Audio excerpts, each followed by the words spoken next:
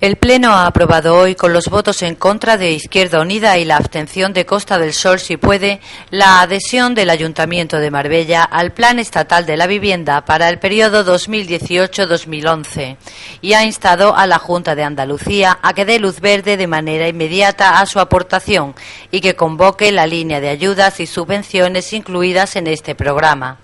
La alcaldesa Ángeles Muñoz ha señalado que el Ayuntamiento quiere estar muy presente en la política de vivienda y de ahí la necesidad de adherirnos a un plan que fue aprobado por el Consejo de Ministros el pasado 9 de marzo y que contempla ayudas por un valor de 1.443 millones, en los que un total de 246 corresponden a Andalucía.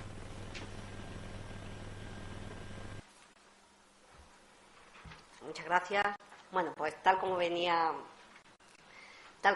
les había dicho al principio. Creo que es importante poder tener esta propuesta, una propuesta que viene después de que el propio Consejo de Ministros aprobara el Plan Estatal de la Vivienda para los años 18-21 y, por lo tanto, entiendo que, siendo un plan estatal muy ambicioso, con el apoyo, además, y yo espero que con el consenso de todas las comunidades autónomas y también con la colaboración, en este caso, entre las diferentes administraciones, para que sea lo más amplio posible y que llegue al mayor número de personas, nosotros, desde el Ayuntamiento, como una administración también que quiere estar muy presente en la política de vivienda de esta ciudad, pedimos, en primer lugar, que la Junta de Andalucía se adhiera a ese Plan Estatal de Vivienda, que va a suponer una inversión por parte del Gobierno de 1.443 millones de euros. O sea, estamos hablando de un incremento con respecto al plan anterior de un 60%.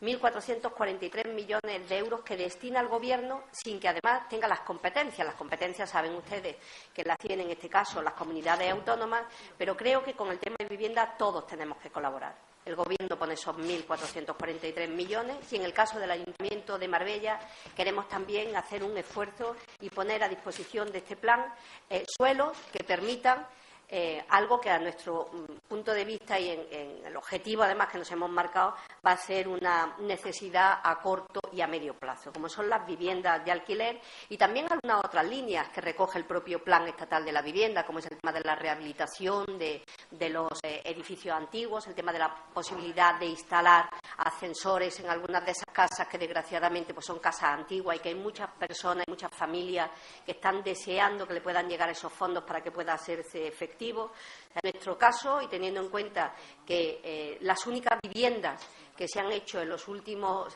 15 años, o yo creo que incluso muchos más, pero en fin, han sido por parte del Partido Popular, fueron las viviendas que hicimos tanto en Nueva Andalucía como en San Pedro, con parcelas que eran municipales, donde además eran parcelas libres que se podían haber vendido, puesto a disposición de algún promotor, pero que nosotros entendíamos que tenían que vincularse a que fueran viviendas de protección pública, en este caso, y teniendo en cuenta las circunstancias por parte del propio Estado, que destina más fondos, que va a dar más dinero, y también por parte de la situación que viven ahora los ayuntamientos, en este caso particularmente el de Marbella, queremos poner esas parcelas, que son parcelas libres, a disposición, en este caso, de esos fondos que pueden llegar a cubrir el 50% de la construcción de esas viviendas de alquiler y que, por lo tanto, que sea el propio ayuntamiento el promotor de esas viviendas. Yo creo que ahora podemos decirle a la ciudadanía, uno, que por parte de la unidad de vivienda de esta localidad, de esta administración, trabajará de manera intensa para sacar adelante no solamente la partida presupuestaria correspondiente, sino también que podamos firmar el convenio de colaboración con la Junta de Andalucía, de ahí que se tenga que adherir al Plan Estatal de Vivienda, y por otro lado decir que también sacaremos una línea de cofinanciación para todo el tema de la rehabilitación de las viviendas antiguas, lo que les decía, ¿no? No podemos permitir, como ha pasado en estos últimos años, que Andalucía haya devuelto dinero al Estado. Andalucía ha sido la comunidad que más dinero ha recibido y la que menos ha invertido, porque ha sido la que más ha devuelto. Yo creo que esos 81 millones de euros que en el pasado plan estatal se devolvieron al Ministerio de Fomento no puede volver a pasar y, desde luego, la voluntad que tiene, y en este caso el compromiso entre todos, es que se ponga en marcha esa mesa de la vivienda, donde, por supuesto, estén representados los grupos políticos, pero donde también exista la voluntad clara y el firme compromiso de que suelos municipales puedan estar a disposición de ese tipo de vivienda, que podamos acordar con ellos que se pueda tramitar, por tanto, que podamos ejecutarlo en el tiempo y plazo desde el mismo momento, y de ahí la urgencia de dictárselo a la Junta de Andalucía que ellos se adhieran al convenio de colaboración. Que a mí y al Grupo Municipal de Izquierda Unida, efectivamente, nos encantaría poder votar a favor de un plan estatal que fuera realista y que realmente diera solución real, que no hace este plan estatal de vivienda. Por eso nuestro voto va a ser en contra. Nos encantaría que hubieran traído un plan que realmente diera soluciones, y no como este, al que nos vamos a ver abocados que quien pueda conseguir una ayuda para un alquiler, pues sea prácticamente aquel que sienta como si le hubiera tocado la lotería. Creo que la moción, en este caso, yendo al fondo de la misma, es sin duda muy buena, y yo de verdad le congratulo por eso. Pero claro, señora alcaldesa, hay una trampa. Esta moción tiene trampa. Y también creo que la ha hecho con una cierta deslealtad. Voy a serle sincera, porque creo que ha tomado la delantera por la derecha. Y aquí lo que quedaba pendiente es una reunión con la parte técnica de urbanismo. Teníamos que habernos reunido con ellos para que nos explicaran, contextualizar un poquito en qué consiste el tema del plan de vivienda, ¿no? Y eso no ha ocurrido todavía, por lo tanto, por eso le digo que lo ha hecho con cierta deslealtad. Tenemos aquí, para empezar el pleno, una propuesta sobre vivienda, y aunque el tema nos parece de gran importancia, entendemos que es una propuesta de gobierno, pero que bien parece una propuesta de partido. Sin informe, se habla de que hay parcelas, eso sí, pero no se dicen cuáles, ni cuántas, ni dónde, no hay datos de demandantes, números, ni una valoración de cuántos requieren compra y cuántos alquiler. Desde luego parece una propuesta hecha a las prisas y que deja claro qué es lo que este equipo de gobierno quiere hacer en materia de vivienda. Nada, que lo hagan otros, adherirse al Estado y que lo haga la Junta. Hablando del plan estatal. Su reto es hacer políticas centradas en mejorar el acceso a la vivienda a los jóvenes, aumentar el parque de casas en alquiler y la rehabilitación urbana. Pero es que este plan estatal deja fuera de ayudas a la compra a los jóvenes de nuestro municipio y al 90% de los de Andalucía. En el Pleno ha salido adelante también la moción presentada por el teniente de alcalde de San Pedro Alcántara, Rafael Piña, para la modificación y aumento de las subvenciones de asociaciones de vecinos, deportivas y de carácter social para el año 2018 en San Pedro Alcántara. Bueno, de todo es sabido que la primera vez que la tenencia de alcaldía tiene un presupuesto propio, que además tenemos una amplitud de competencias, entre una de ellas es en materia de subvenciones, que no la habíamos tenido nunca. Por lo tanto, ha sido difícil para nosotros pues hacer este primer presupuesto, porque había muy pocos datos y muy poca base de datos sobre cómo se había ido desarrollando pues los gastos en la tenencia de alcaldía individualizados, ¿no? Porque siempre se habían hecho en conjunto con todo el término municipal. Por lo tanto, en materia de subvenciones, que es de lo que se trata en este punto, la modificación, cuando empezamos a hacer el presupuesto, y además, si no me equivoco, se aprobó octubre-noviembre de este año pasado, lo único que teníamos como base de subvenciones, sobre todo en materia de derecho social, eran las que se habían hecho en el año 2016. No estaban todavía las del 2017 porque se terminaron todos los trámites en diciembre del 2017. Por lo tanto, no nos costaba las cantidades de dinero que se habían subvencionado a los colectivos de San Pedro de Alcántara. Por lo tanto, aquella base de presupuesto del 2016 fue el que nos sirvió, en la cual hicimos un aumento en las partidas, pero no llegamos a la cuantía que se han conseguido por parte de estos colectivos en el año 2017. Por lo tanto, por ejemplo, pongamos un ejemplo, Fundatul tuvo una subvención en el 16 de 14.000 euros, nosotros la subimos a 16.000. Pero vimos, y efectivamente, que en el 2017 se había llegado a 25.000 euros. Por lo tanto, lo que hemos hecho nosotros, la modificación que proponemos, es que, pongo este ejemplo, ¿no? El resto son exactamente iguales, hemos hecho una aumento de las cuantías en un 5%, de 26.250 euros. Es decir, que hemos aumentado un 5% sobre el presupuesto, o pedimos que la aprobación de la modificación presupuestaria para que aumenten las subvenciones a todos estos colectivos en un 5% aproximadamente. Sí, en referencia a este punto sí que quería aclarar que aquí hay dos propuestas, que una es la propuesta que hace el presidente del distrito de San Pedro y otra la que hace la alcaldesa. Y nosotros vamos a cambiar el sentido del voto en una o en otra, puesto que la de los clubes deportivos tienen un motivo concreto, que son las competiciones que hacen fuera, y votaremos a favor en ese sentido. Las de que hace el alcalde presidente. Bueno, aquí ha dicho, el presidente del distrito de San Pedro de Alcántara, que me confundió porque antes era teniente alcalde y ahora es presidente de distrito, me lío un poquito. Ahora nos quedamos en distrito nuevamente. Bueno, se hace esta modificación, no se hace por error, realmente se hace porque usted no se reunió con los colectivos.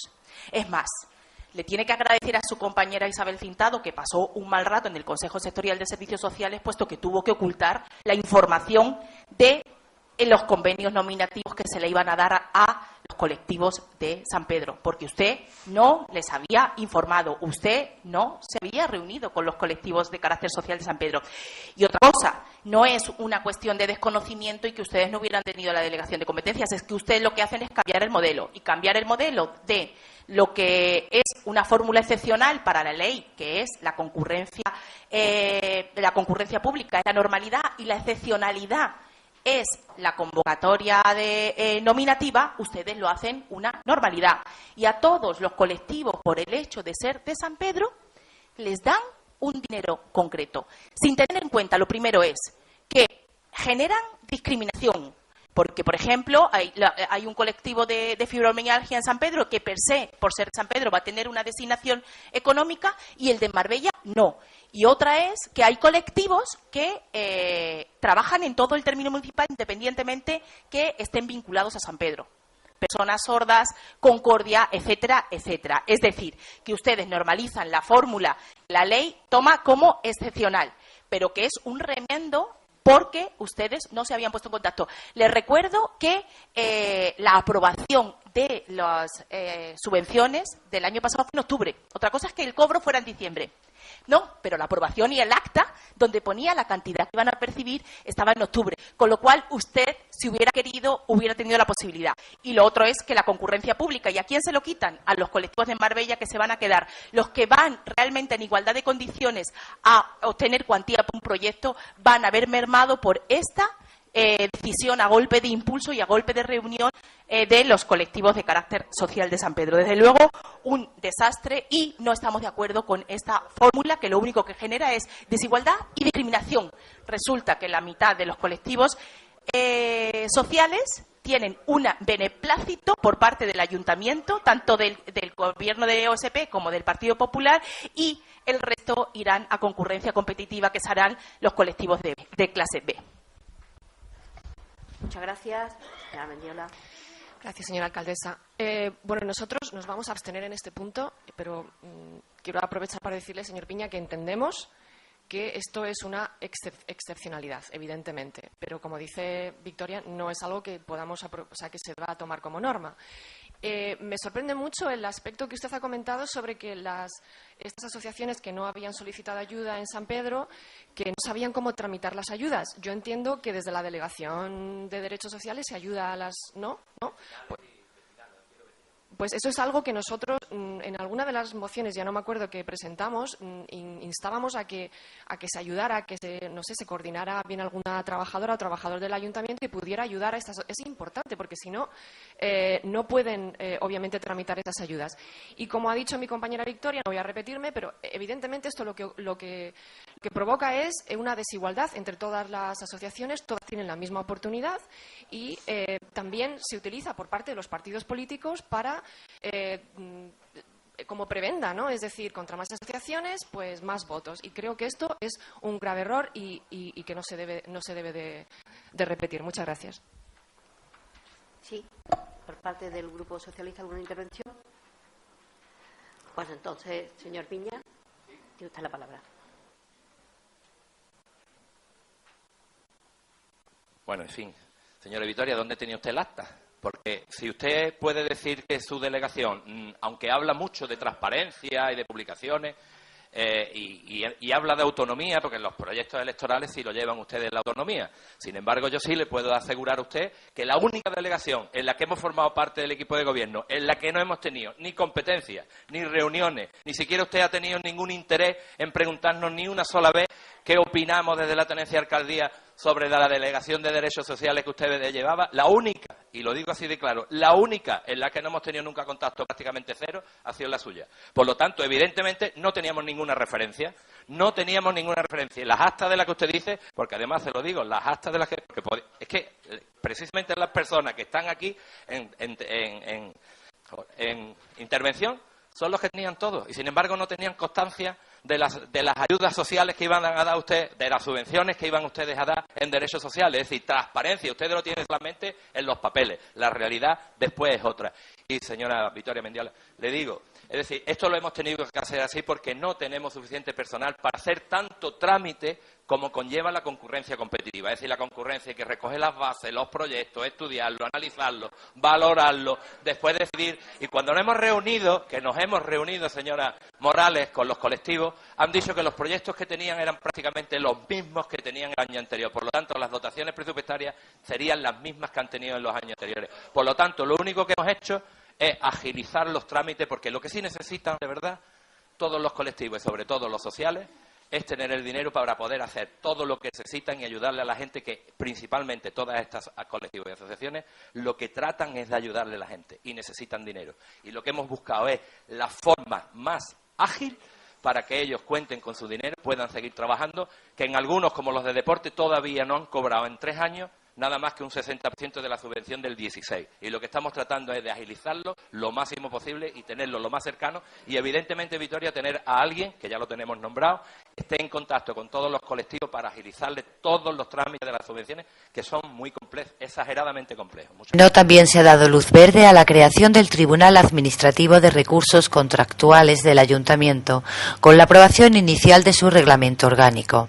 El portavoz del equipo de gobierno, Félix Romero, ha explicado que es un órgano que agiliza los procedimientos de contratación, ya que hasta ahora aquellos en los que había algún recurso interpuesto se tenían que remitir al que existe en Sevilla y se demoraba el proceso. Ha especificado que el tribunal estará integrado por un presidente, 2 vocales y un secretario elegidos por el Pleno a propuesta de la alcaldía, entre funcionarios de carrera con grado de derecho a la categoría superior y con la experiencia mínima de 15 años. El pasado 21 de septiembre aprobamos definitivamente el reglamento de distritos con la intención de fundamentar en él un proceso de descentralización que, por otra parte, ya era una de nuestras prioridades cuando gobernábamos en solitario antes de las últimas elecciones. La descentralización que planteamos tenía por objeto acercar todos los servicios municipales al ciudadano. Es lo que nosotros pretendemos, en definitiva, y eso implica que traslademos también toda la gestión administrativa posible hacia los distritos. Hemos apostado por un modelo de gestión más eficiente y cercano, un modelo de descentralización que sabemos que ha funcionado correctamente, puesto que replica lo prevenido en el Reglamento de Distrito de Madrid, pero hemos adoptado por un complejo sistema que requiere de un esfuerzo organizativo inmenso. Supone un cambio en la mentalidad de los trabajadores públicos, un cambio en la mentalidad también de los propios usuarios, y supone incluso un cambio de ubicación de muchos de esos servicios, de muchos de esos trabajadores públicos.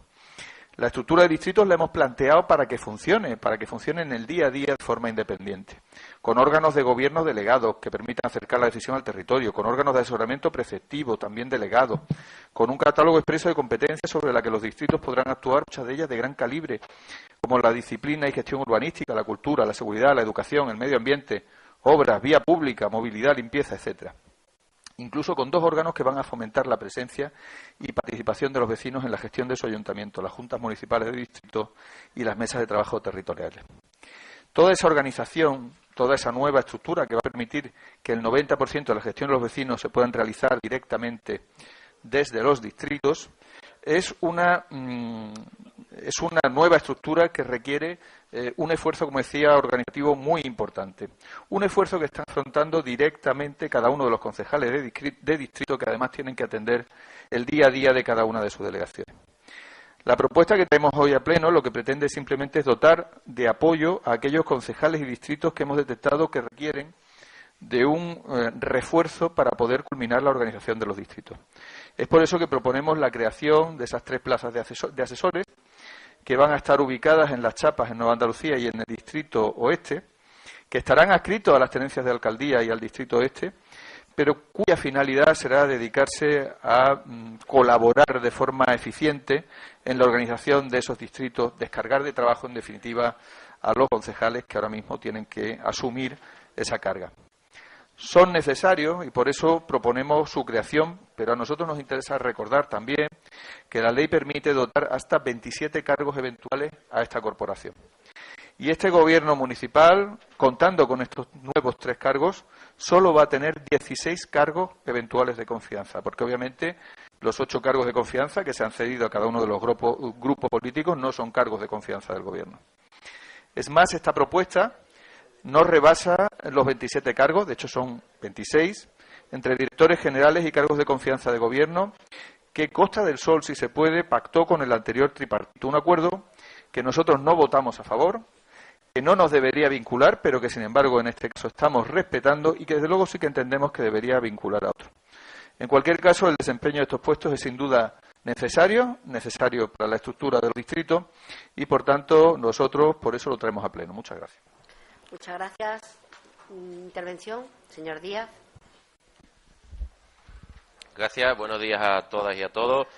Desde luego, para explicar esta propuesta hay que irse un poquito más atrás. Hay que empezar por la escenificación del nombramiento de directores y directoras generales que hemos tenido recientemente. Y digo escenificación porque es la crónica, o ha sido la crónica, de unos nombramientos anunciados. Sabíamos de antemano que era hacer un trasvase de esos cargos de confianza a la figura de director general con capacidad ejecutiva. Así ha sido y no ha habido sorpresas, además de los 8 que eran cargos de confianza que han pasado a ser directores generales.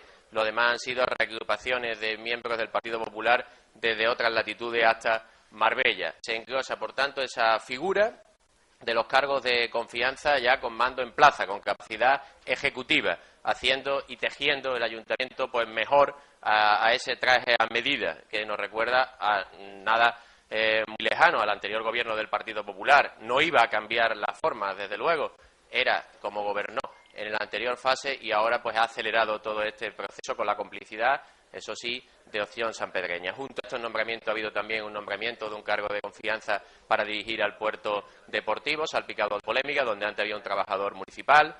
Y ahí vemos cómo nos asaltaban básicamente, sobre todo, dos dudas, una vez despejado este proceso, en el que, por cierto, también ha habido algo curioso, y es que ha habido incluso una plaza que se ha quedado desierta en San Pedro. Ha sido como una precuela del caso Cifuentes, pero sanpedreño, de un título que no se encontraba y que al final parece que no apareció en este caso, a pesar de que pasó incluso una primera fase en la que sí que parecía que estaba ese título, o no sé si no por qué pasó, habría que pedir responsabilidades. Pero en cualquier caso, y pidiendo por favor silencio al grupo de gobierno, que está un poco desgobernado hoy en este momento que estoy haciendo la intervención, vamos a lo que íbamos.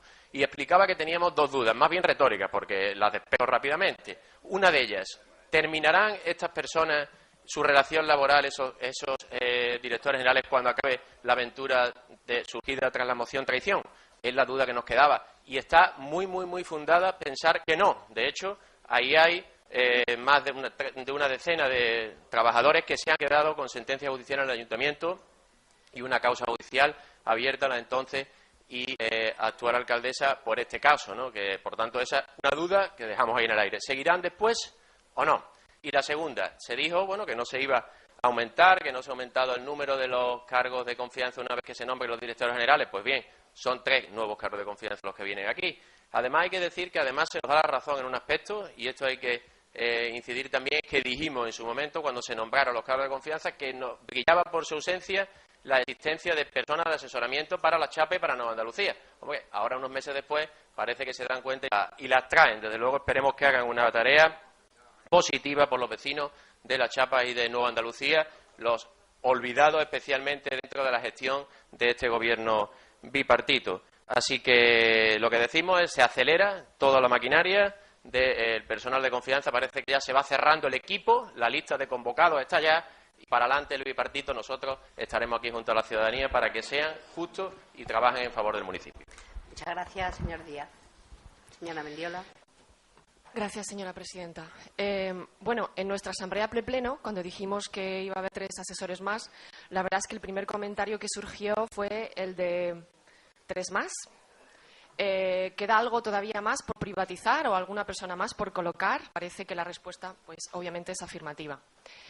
Desde nuestro grupo municipal y a lo largo de estos 3 años hemos entendido que este municipio es complejo, este municipio y este ayuntamiento, y que, por lo tanto, hacen falta asesores y hacen falta directores generales. Eso lo tenemos claro.